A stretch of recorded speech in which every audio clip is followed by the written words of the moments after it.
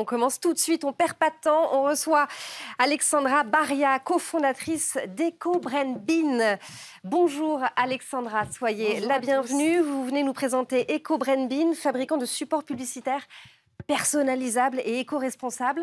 Je vous rappelle les règles. Vous avez 1 minute 30 pour pitcher devant Fred et Eric. Suivront des questions, des conseils.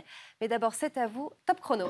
Alors, je vous présente l'Abin. Ce petit sac a permis de diminuer à son échelle d'un certain nombre de déchets sur les routes de France depuis 3 ans. Effectivement, lorsqu'on a créé EcoBrainBin, on est parti d'un constat très simple. Plus d'un Français sur 4 jette encore ses déchets par les fenêtres de sa voiture et 75% le font par manque de poubelles dans les voitures. Tout ça représente 25 tonnes de déchets par jour, c'est énorme. Et quand on sait que le parc automobile français est de plus de 20 millions de voitures, ça donne le vertige. Donc EcoBrainBin ne s'adresse qu'aux entreprises uniquement. D'un côté, nous avons des clients en attente de nouveaux gestes éco-citoyens et d'un autre, on a des entreprises qui cherchent des nouveaux moyens de communication plus utiles, plus impactants et plus responsables. Donc nous avons créé l'Abin, un petit collecteur de déchets personnalisable qui s'insère très facilement dans les véhicules, donc sur les leviers de vitesse, les appuis-têtes, les accoudoirs. Une fois qu'elle est pleine, on la vide et on la réutilise de nombreuses fois. Donc comme on l'utilise au quotidien et qu'en plus elle a une grande surface d'impression, elle assure une grande visibilité de la marque et surtout du message qu'elle souhaite faire passer. Un QR code, un numéro de téléphone ou même un message quelconque ou un logo. Donc EcoBrainBin souhaite révolutionner le secteur des goodies avec sa bin en proposant un objet plus éco-responsable. Donc 3 avantages à retenir pour notre produit. Il est utile et réutilisable. Il est engagé pour l'environnement et enfin son prix qui est très accessible aux entreprises.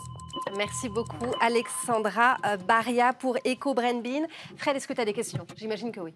Oui, alors j'ai compris le problème, je suis effaré par les chiffres. Oui. Un Français sur 4 c'est jette énorme. des déchets par la fenêtre. C'est Vinci Autoroute qui a fait cette enquête en 2018. 25 tonnes par jour. Voilà, c'est énorme. Alors, donc je suis effaré par les chiffres, par contre, et par le problème. Oui. Donc il y a un vrai problème, ça on est d'accord, ça au moins on l'a bien vu. Par contre, est-ce que c'est le sac la solution au problème? Est-ce que c'est pas plutôt une forme d'éducation pour comprendre qu'il ne faut pas jeter oui, je suis tout à fait déchets par la d'accord. fenêtre? Donc est-ce que le sac résout le problème de l'éducation? Alors non, on n'est pas là pour révolutionner le secteur des déchets en France. On apporte juste un nouveau geste éco-citoyen qui peut être donné par les entreprises. Effectivement, les entreprises, elles, vont l'utiliser pour une stratégie marketing en le personnalisant et en faisant passer un message. Donc ça, c'est intéressant pour elles et à satisfaire leurs clients surtout, qui vont être contents et qui vont l'utiliser tous les jours. Oui, mais le sac, les gens disposent de sacs, on en a, ça existe des sacs. Voilà, donc est-ce que le fait d'avoir ce sac-là plutôt qu'un autre sac, peut-être en plastique ou en papier, à côté, va changer quelque chose dans les comportements? Dans les comportements, pas forcément, mais après, on peut l'utiliser dans les écoles. On peut très bien le proposer aux écoles. On l'utilise.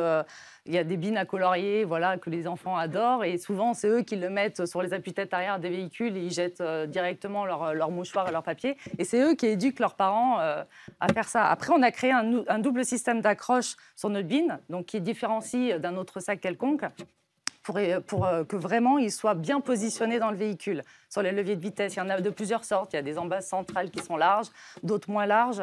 Et en fait, vraiment, c'est un objet qu'on peut transporter, qui est nomade, de la voiture au vélo et ainsi de suite. Alors,